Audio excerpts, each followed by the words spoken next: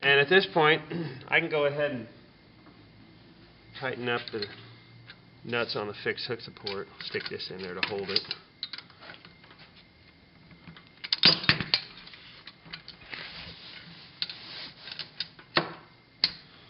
Now you don't want to make these completely tight because you want the fixed hook support to be able to rotate, but you don't want a big gap in here. You want to pull the frames in right next to the fixed hook support.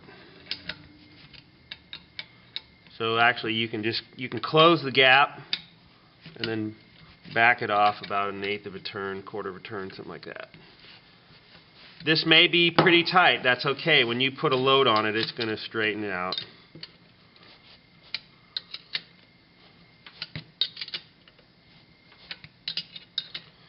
Now I'm into that nylon washer in the nylock nut, so it's going to be hard to turn, but it's supposed to be. That's part of the locking feature.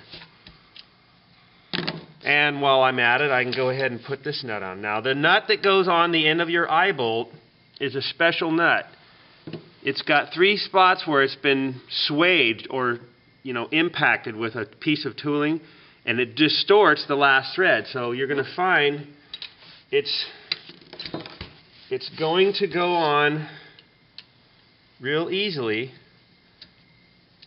unless there's a burr on the eye bolt. It's going to go on real easily until it gets to that point. It's the same idea as a nylock nut. It's just a different form. This is called a swage lock nut. Okay.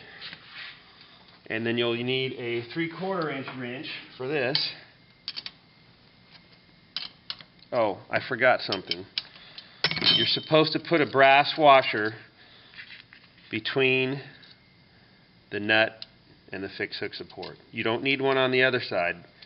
That way, when you have this under a load and you're pulling on this, the brass washer acts as a thrust bearing. So, again, you don't want to make it completely tight. You want this to be able to turn. Okay, that's good right there.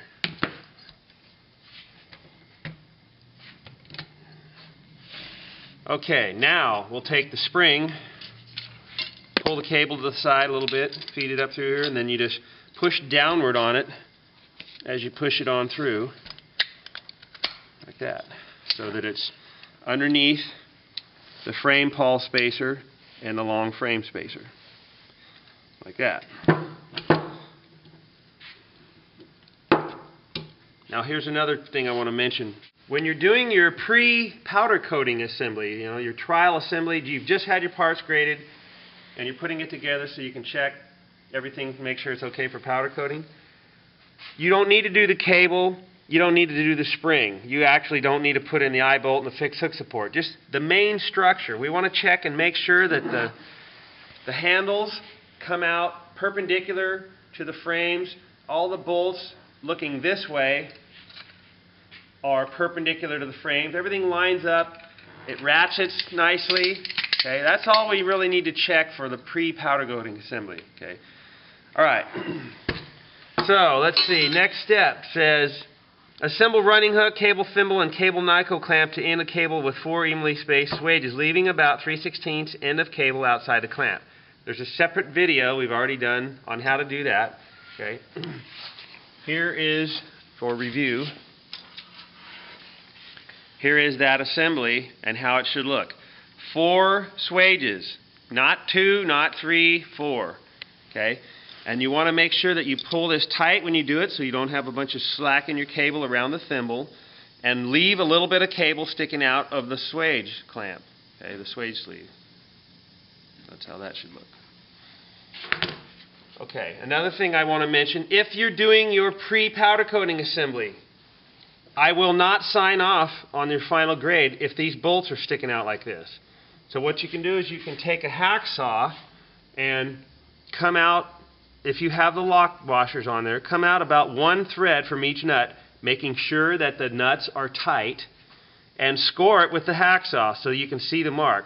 Then when you take it apart, you grab the end you're going to throw in the scrap in the vise, you hacksaw them off, and then you take the bolts out, or actually you've already got them out. You hacksaw them off, then you go sand the ends so all the saw marks are gone, and sand a chamfer on the end like it has now. I will not allow it to leave if those are sharp, because they can catch your hands and hurt you. Okay. Okay, so now we're ready to wind the cable. It says wind cable evenly on the cable drum hub, but do not jam it into the cable guide. When you're ready to wind the cable in, find something to loop it over or hook it to. Doesn't really matter what it is. Okay, get the cable straight, and then you've got to flip the pawl adjuster so that the handle pawl is in the drum teeth. Okay. And then what I do is I hold it upside down. You want to get the cable all the way to one side of the drum. And as you start to wind it in, you want to... Okay, I want to point out I'm having a problem here. I flipped the pawl adjuster to the lift position, and it should bring the pawl into the teeth, but it's not. Now if I help it, okay, now it is, but see, it's not staying in there. There's just something's binding up. It's a little sticky. So what you can do, the spring feels pretty good. Okay, just put some oil on these parts. Okay, and then kind of work it in a little bit.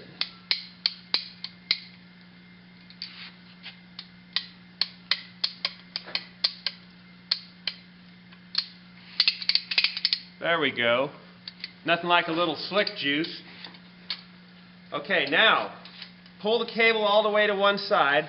I've got it on the left, so I'm going to kind of angle the hoist winch to the left through the cable guide, and that'll keep the cable next to itself, and it's like a level wind fishing reel. It'll go back and forth. Okay, so then you just start winding it up, keeping the cable next, each wrap right next to the previous one.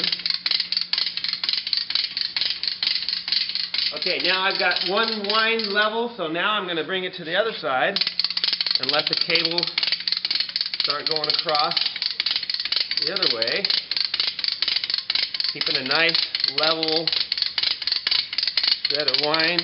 If you just let it allow it to randomly go back and forth, it'll make a much bigger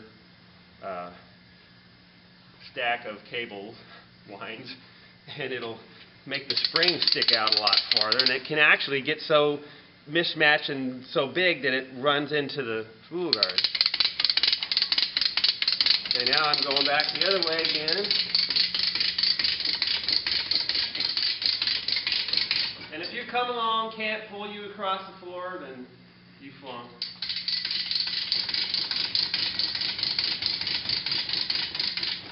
Now the other way again.